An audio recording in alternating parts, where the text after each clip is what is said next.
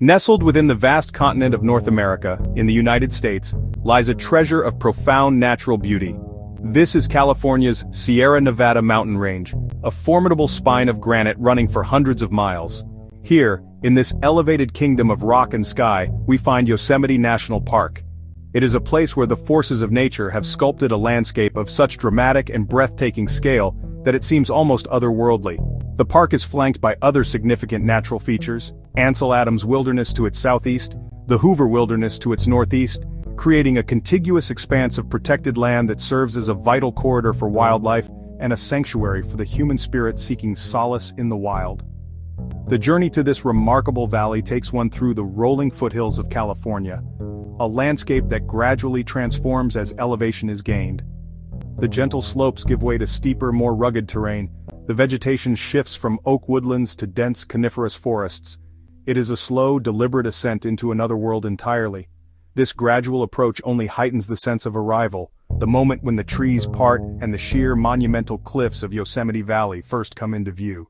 The story of Yosemite is written in stone, a geological epic that began over 100 million years ago.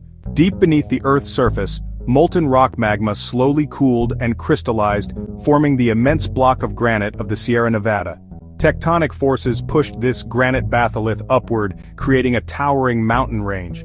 The early landscape, rounded domes, gentle slopes, a far cry from the sharp, angular features we know today. That sculptor was ice. 2 to 3 million years ago, ice ages arrived. Massive glaciers formed in the high country. Rivers of ice, thousands of feet thick, flowed down valleys. They scraped, they plucked, they polished the granite. V-shaped rivers became broad, U-shaped troughs. El Capitan's sheer cliffs, half-domes' iconic shape, both carved by glacial power. As glaciers receded around 10,000 years ago, they left a transformed world. The valley floor became Lake Yosemite. Sediment filled the lake, leaving the flat, fertile valley floor we know. Long before Yosemite was a park, it was a home. For thousands of years, this valley was the cherished heartland of the Ahwahneechee people, a band of the southern Sierra Miwok. They knew the valley not as Yosemite, but as Ahwahnee, meaning large mouse-like animal, or more poetically, place of a gaping mouth. Their lives were intricately woven into the rhythms of the land. They managed the landscape with sophisticated practices, including controlled burns, which kept the forest floor clear, promoted the growth of useful plants, and reduced the risk of catastrophic wildfires. Half Dome, which they called Tis Saak, was a woman who was turned to stone. The story tells of her and her husband, who, after a long journey, arrived in the valley. In her thirst, she drank all the water from the Merced River, angering her husband, who struck her. As she fled, she was turned to stone, forever weeping, her tears represented by the dark streaks on the rock face.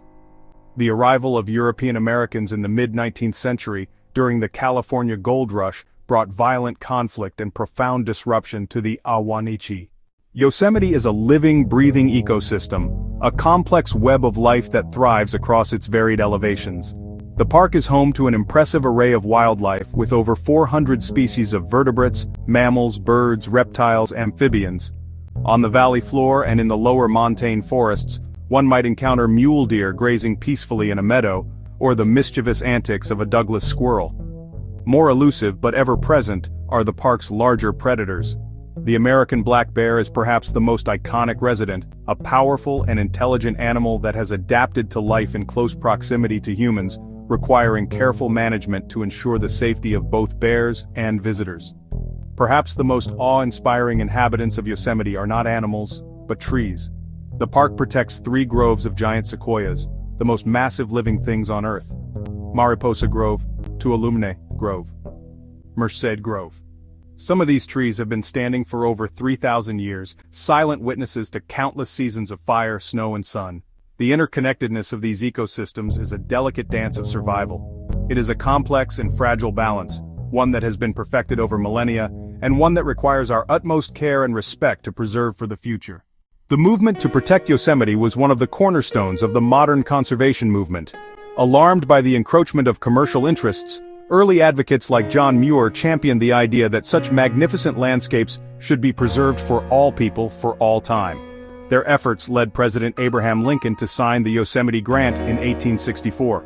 The grant protected Yosemite Valley and the Mariposa Grove of giant sequoias for public use resort recreation. This landmark act set a precedent for national parks worldwide, establishing that some places must be held in public trust.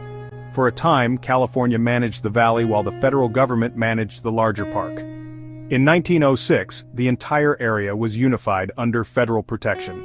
The National Park Service now manages the park with a dual mission: preserve natural and cultural resources unimpaired for future generations, and provide for their enjoyment by the public. It's a constant balancing act between access and preservation. In 1984, Yosemite was designated a UNESCO World Heritage Site. That places it among the planet's most important treasures, alongside the pyramids of Egypt and the Great Barrier Reef. The designation cites exceptional natural beauty, dramatic glacial geology, and remarkable biodiversity. The park is accessible by car. Best times to visit: spring for waterfalls, fall for pleasant weather, fall for fewer crowds. Hiking, rock climbing, photography, simply standing in awe. We must all be stewards of this place. If you've been inspired, subscribe, like, and join us as we continue exploring the planet. If you like this video, please subscribe, like, and share, and click the playlist above to watch more videos. Thanks for watching.